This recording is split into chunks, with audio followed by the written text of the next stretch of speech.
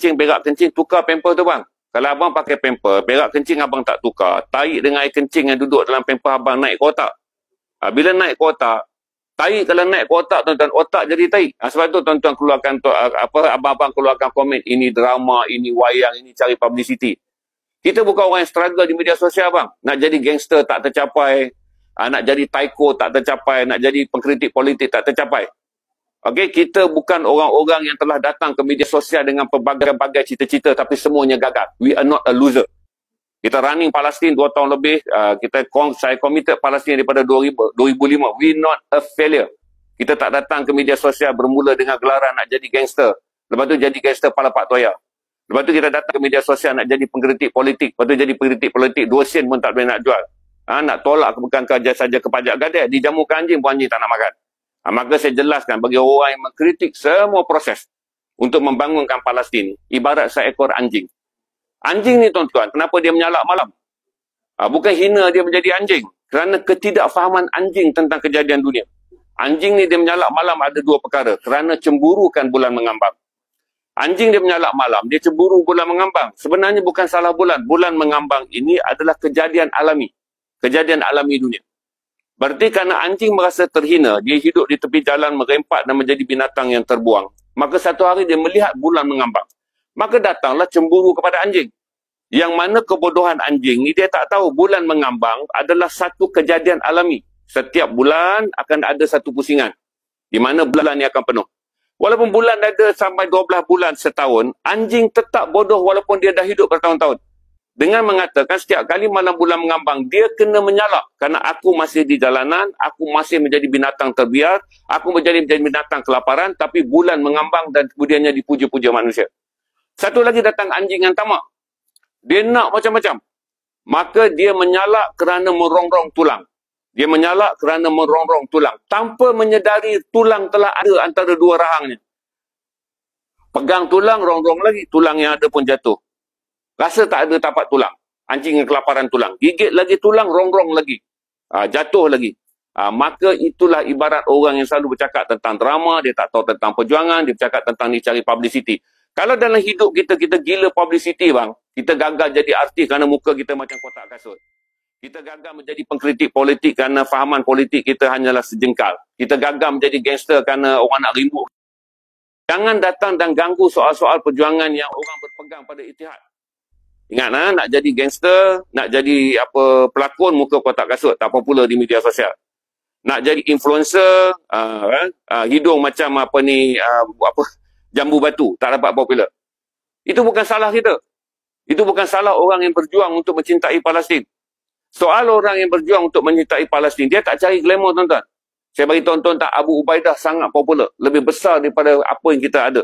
Mereka tidak berjuang untuk mencari publicity. Mahmud Darwish, Alec Odeh ditembak mati di Simpang Lebuh Raya.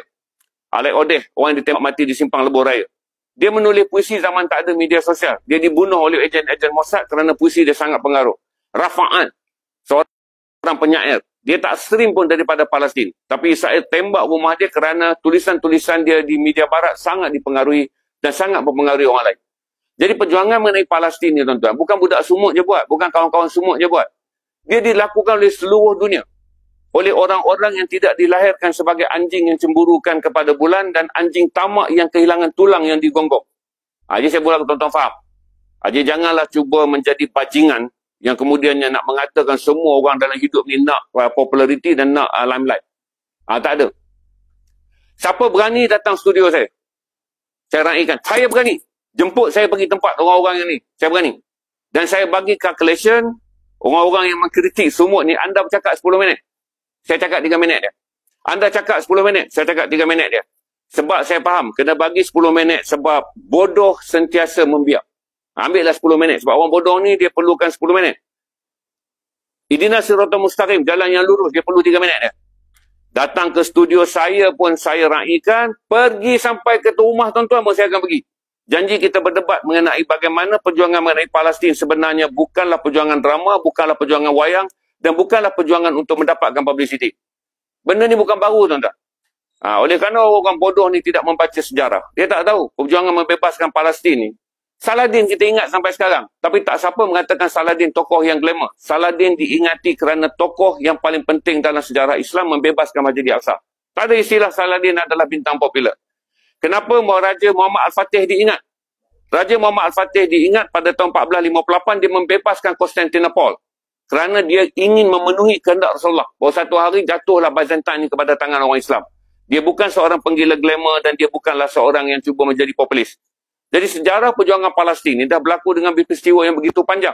Sebelum Palestin jatuh pada 1948 di atas pakatan di antara British dan juga Israel, Palestin dah pernah jatuh dah dulu. Pada tahun 1099. Ditebus semula 88 tahun kemudian oleh Saladin Al-Ayyubi. Saladin Al-Ayyubi sekarang dihormati di barat dan timur. Dihormati oleh orang Islam kerana membebaskan Masjid Al-Aqsa. Dihormati oleh orang barat sebagai seorang yang apabila berjanji, dia berjanji sebagai seorang Muslim sejati. Itu je. Jadi yang mana saya kata dah tua pakai pampers. Bila pakai pampers, berak kencing tukarlah bang. Nanti abang tak tukar berak kencing duk masuk, kacau orang sumut ni nak glamour, sumut nak apa. Tarik ni kalau dah berkejam-kejam bercampur dengan air kecing, duduk dalam pampers. Dia naik ke kepala, otak pun jadi tarik. So saya beritahu aja. Jemput saya ke tempat tuan-tuan pun saya datang untuk berhujah mengenai perjuangan sumut, berjuang golongan pergerakan Freedom Flotilla ataupun civil society. Tak ada masalah. Dan saya boleh bagi tahu saya perlu 3 ke 5 minit, tuan-tuan ambil lah 10 ke 30 minit pun. Sebab bodoh memang sentiasa memerlukan ruang yang besar. Sebab bodoh adalah baja yang membiak. Hujah saya tak perlu panjang, 3 ke 5 minit je. Sebab perkara yang benar, ihdinas siratal mustaqim. Pendek je ayat dia. Okey? Terima kasih. Sebab ramai orang minta saya komen kan. Saya tak kira lah. Tuah ke, lekir ke, lekiu ke, kasturi kan. Pakai nama-nama yang molek. Orang yang biasanya buruk akhlak ni memang bersembunyi di bawah nama yang baik. Macam-macam lah. Okey? Terima kasih. Kalau ada soalan saya ambil, saya dah boleh baca soalan tuan-tuan.